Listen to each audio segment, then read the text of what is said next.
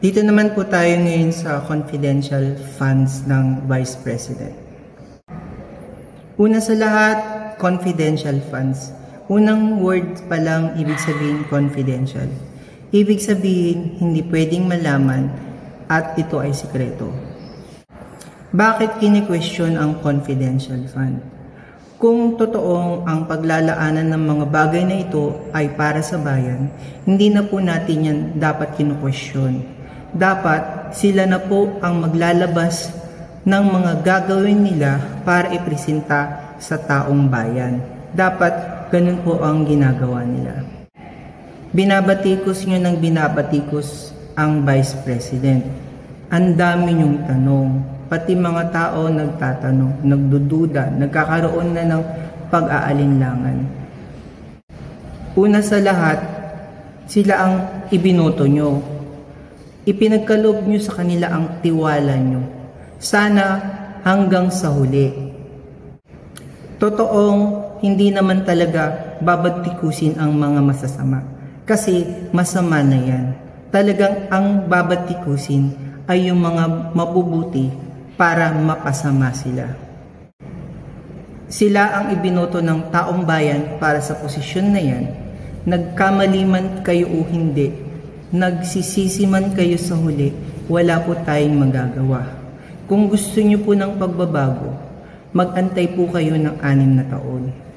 Antayin nyo pong mawala na sila dyan bago kayo maghabol at gumawa ng mga demanda or kung anumang demand ang gusto nyo.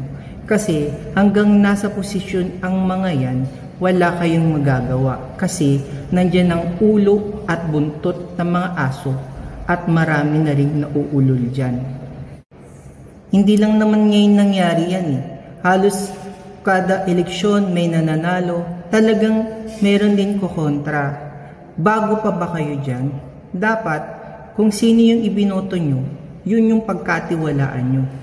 Hanggang sa dulo at matapos sila. May pinaglalaanan man silang maganda dyan o sa tingin nyo ay hindi maganda, wala na kayong magagawa kasi sila ang iniluklok nyo dyan.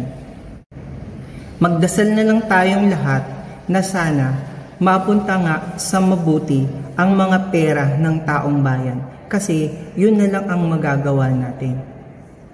Pag natapos na ang termo nila, saka kayo maghabol. Ganun naman ang nangyayari lagi. Meron bang idinimanda sa panahon ng kanilang panunungkulan na naalis?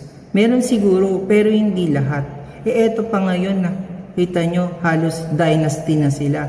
So ano pang magagawa nyo dyan? Ang mga kongresista at ang mga senado natin ay mga tuta na rin yan ng mga nandyan. So wala na kayong magagawa. May mga mabubuti dyan, mayroong masasama dyan. Hindi na talaga natin matatanggal yan. Yan na yan eh. Ganyan na talaga dito sa Pilipinas. Kaya ginusto nyo yan. So kung anong nangyayari ngayon, pagdusahan nyo yan. Kailangan kasi pagkatiwalaan nyo yung taong binoto nyo. Kung nagsisisi man kayo, wala na kayong magagawa.